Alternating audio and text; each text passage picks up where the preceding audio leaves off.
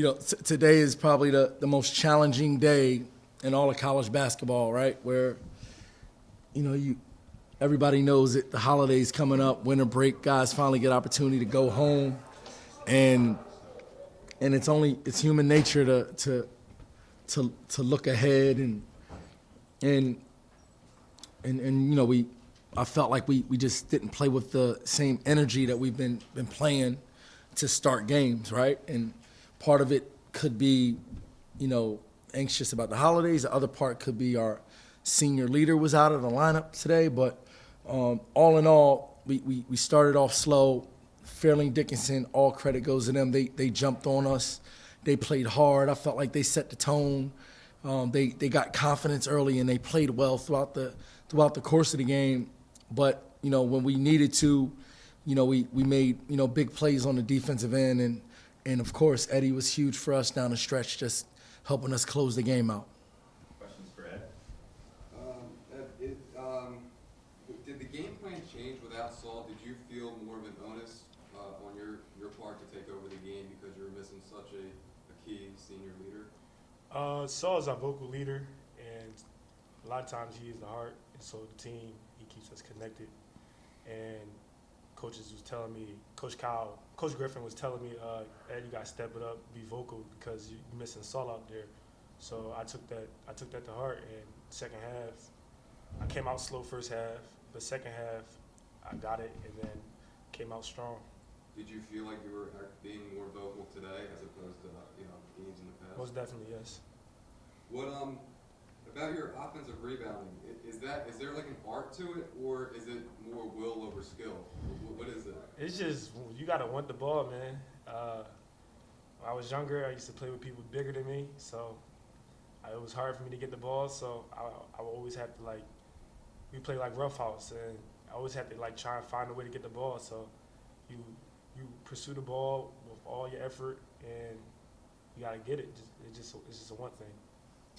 Now, I think last year you guys started out 0-10. You didn't get your first win into your 11th game, and today you sit here at 8-3. As slow as you guys started, is there more of an expectation now this year that you guys are going to come back in games like this? I think this year we got a better team.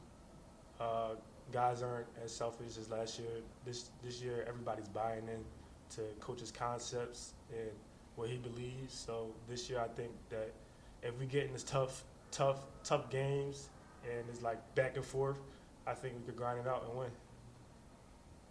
Thanks, Ed. Appreciate it. Good job, boy.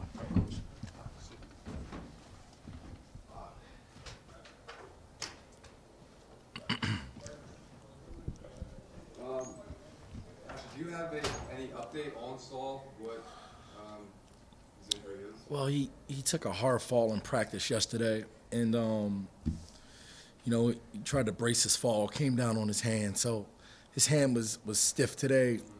So we didn't want to risk, just playing him today, knowing that if we give him today off with the additional rest that he'll get because of the holiday, we can have him healthy heading into Bucknell and then in the conference play. So that was a decision that our training staff made, and I second it. So.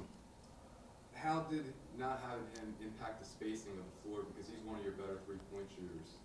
You didn't shoot well at all really from the outside. You know what? I think that what did we shoot from three? Yeah, we 2 for 19. So I just think it was the quality of shots more so than the actual makes or misses. You know what I mean? I didn't think we got the same quality. And one thing I talked to our guys about, is Saul's our best shooter, but he's also very unselfish. So, he'll make the extra pass. If his teammate is open, he moves the ball. He's playing point guard for us to start. And, I think that's where, his impact is really felt, man. He has a good feel for, when to move the ball, when to shoot. And then when you play different lineups, especially some of our younger guys, they haven't gotten that feel yet. So, it takes time to develop it. The good thing is we're able to play some of our younger guys in in another tough, close game that we had to grind it out and win so we can learn from our mistakes that way. But, the ultimate thing for us right now is just finding ways to win games and keep getting better. That's it. Fairleigh Dickinson, I thought they were really long, athletic, and they didn't look like a 2-8 team. Yeah. How did you combat the size and athleticism? Because I thought the first 8 to 10 minutes of the game, they were kind of just throwing it over the top. Was there, of your guys, anything you did differently after that point?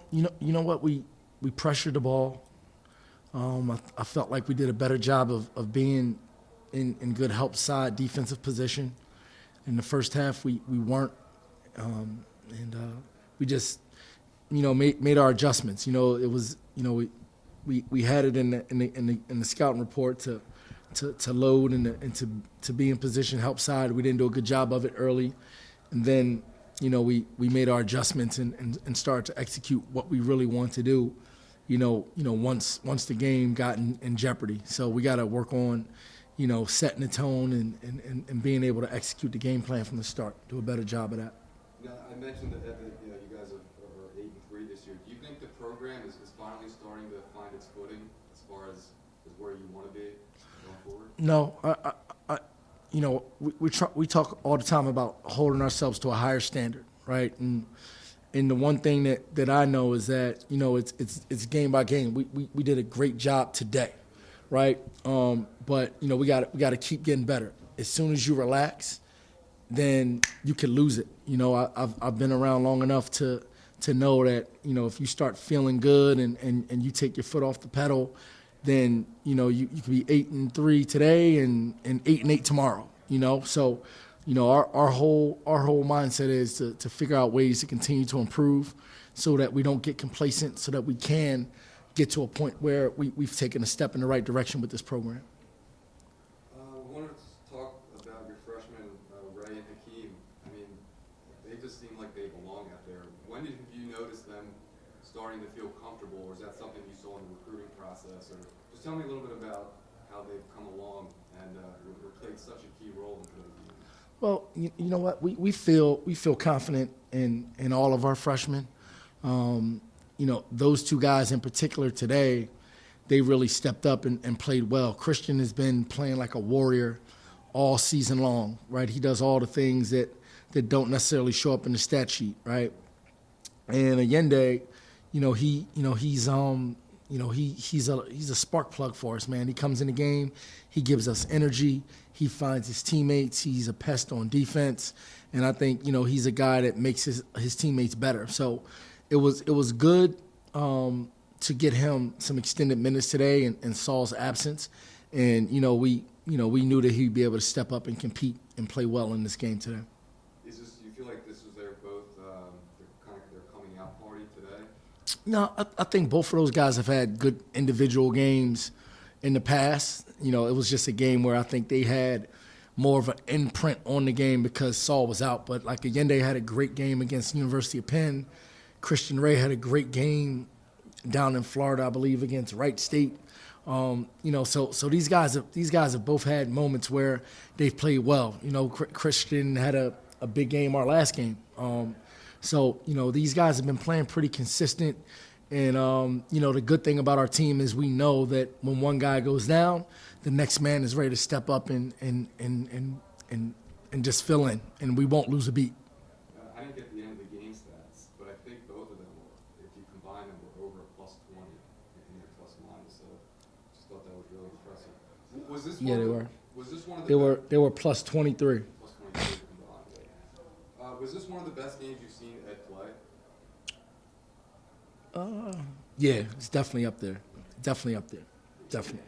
Is there anything that you guys do in practice that enables him to be so good off the offensive boards? Anything you do?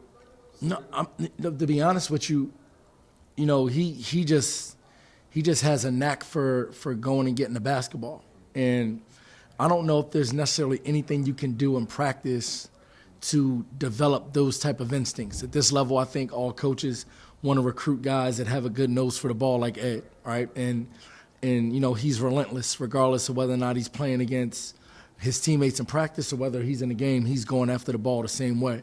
So the one thing that that he does do is he brings the same level of intensity in practice every day that he does in a game. And I think that's what kind of just puts him in a mindset all the time of pursuing the rebound, attacking the offensive glass, and being a guy that can defensive rebound as well. You mentioned that he brings it to practice every day. Now, is that, do you see that as a little bit of a difference compared to last year because you guys are winning a little bit more? Or are you having better practices? We're having much better practices. And the fact of the matter is like we talk about it all the time. The pressure isn't on us to perform. The pressure is on us to prepare.